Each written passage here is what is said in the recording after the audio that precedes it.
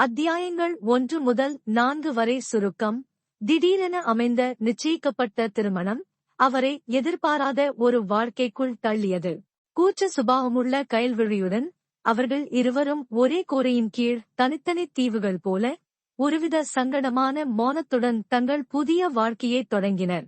அத்தியாயம் 5. அந்த நாள் ஒரு திருப்புமுறையாக அமைந்தது.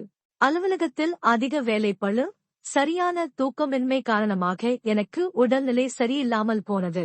கடுமையான காய்ச்சல், தலை பாரமாகி, உடல் சோர்வாகி, மயக்கம் வருவது போல் இருந்தது.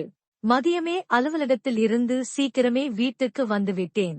சோர்வாக சோபாவில் சாய்ந்திருந்தேன். கண்கள் மூடித் திறந்தபோது கயல்விழி சமையலறையில் இருந்து வெளியே வந்தாள். சோபாவில் நான் படுத்திருப்பதைக் கண்டதும் அவள் முகத்தில் ஒருவித பதட்டம்.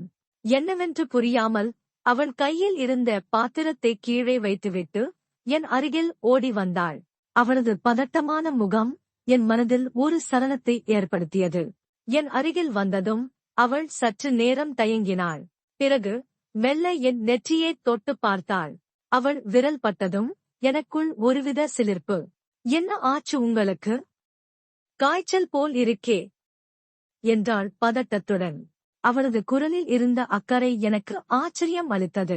இதுநாள் வரை அவளிடம் நான் கண்டிராத ஒரு உணர்வு அது.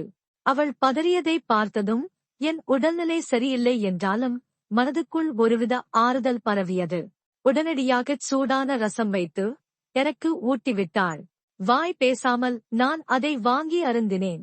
அதன் சூடும் அவளது கைகளின் ஸ்பரிசமும் என் சோர்வை மெல்ல நீக்குவது போல் இருந்தது. அவளது ஒவ்வொரு அசைவிலும், அவள் விழிகளின் ஒவ்வொரு பார்வையிலும் நான் கண்டது வெறும் அக்கறை மட்டுமல்ல, ஒரு ஆத்மார்த்தமான அரவணைப்பு. அவள் என் அருகிலிருக்கையில் இந்த உலகமே அர்த்தம் பெறுவது போல் உணர்ந்தேன். இதுதான் காதலா? என் நெஞ்சுக்குள் ஒரு இனிமையான வலி பரவியது. அன்று இரவு முழுவதும் என் அருகிலேயே அமர்ந்து என் நெற்றியில் ஈரத்துணியால் ஒத்தடம் கொடுத்துக் கொண்டிருந்தாள். விடியும் வரை எனக்கு தூக்கம் வரவில்லை. ஆனால் அந்த இரவில் அவளது அக்கறை என் மனதை முழுமையாக ஆக்கிரமித்திருந்தது. அவள் காட்டிய அன்பு நான் அவளிடம் எதிர்பார்க்காதது. Please subscribe.